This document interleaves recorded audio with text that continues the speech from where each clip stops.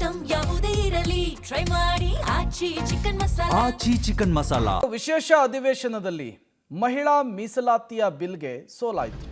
ನಿನ್ನೆ ಪ್ರಧಾನಿ ನರೇಂದ್ರ ಮೋದಿ ಅವರು ಕಾಂಗ್ರೆಸ್ ವಿರುದ್ಧ ವಾಗ್ದಾಳಿ ನಡೆಸಿದರು. ಇದೇ ವಿಚಾರಕ್ಕೆ ಸಂಬಂಧಪಟ್ಟಂತೆ ಕೆಪಿಸಿಸಿ ಅಧ್ಯಕ್ಷರು ಡಿಸಿಎಂ ಡಿಕೆ ಶಿವಕುಮಾರ್ ಬೆಂಗಳೂರಿನಲ್ಲಿ ಮಾತನಾಡಿದ್ದಾರೆ, ಪ್ರತಿಕ್ರಿಯೆ ಕೊಟ್ಟಿದ್ದಾರೆ. ಸೋಲ್ತೀವಿ ಅಂತ ಗೊತ್ತಿದ್ದು ಕೂಡ ಬಿಲ್ಲನ್ನು ತಂದಿದ್ರು. ಪ್ರಜಾಪ್ರಭುತ್ವದಲ್ಲಿ ನಾವೆಲ್ಲರೂ ಕೂಡ ಪ್ರತಿನಿಧಿಗಳಲ್ವಾ?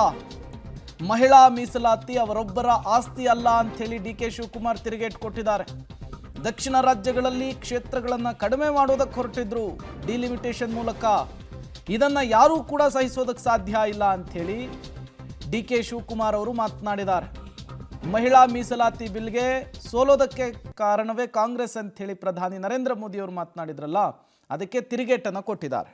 See, regarding the women reservation bill, it is the baby of the Congress party. Congress party initiated it, we supported. Now this was not the time. They should have discussed with the opposition party. This is democracy. This is not a Hitler rule. They can't bring it at the time of the mid of the election and just change to alter the entire constituencies. See, they have to take everyone into confidence. They have not done that. That is why the opposition party did a good job. So it is a victory of the India Alliance. I congratulate all the parliament members of the India group who opposed it, and let them discuss it.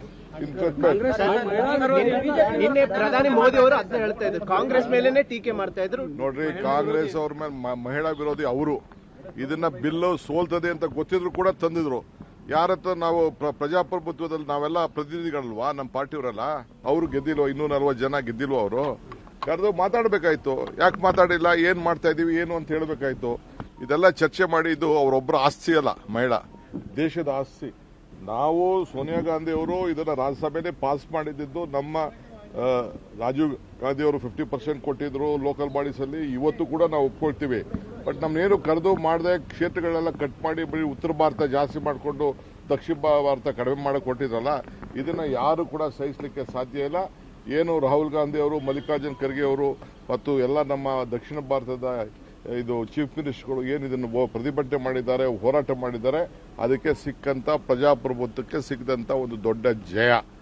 ಏನು ಅವಮಾನ ನಮ್ಗಲ್ಲ ಆಗಿರೋದು, ಅವಮಾನ ಆಗಿರೋದು ನಾವೇ ಹೆಣ್ಮಕ್ಳ ಪರವಾಗಿ ನಿಂತಿರೋರು Congress party ಮತ್ತು India group.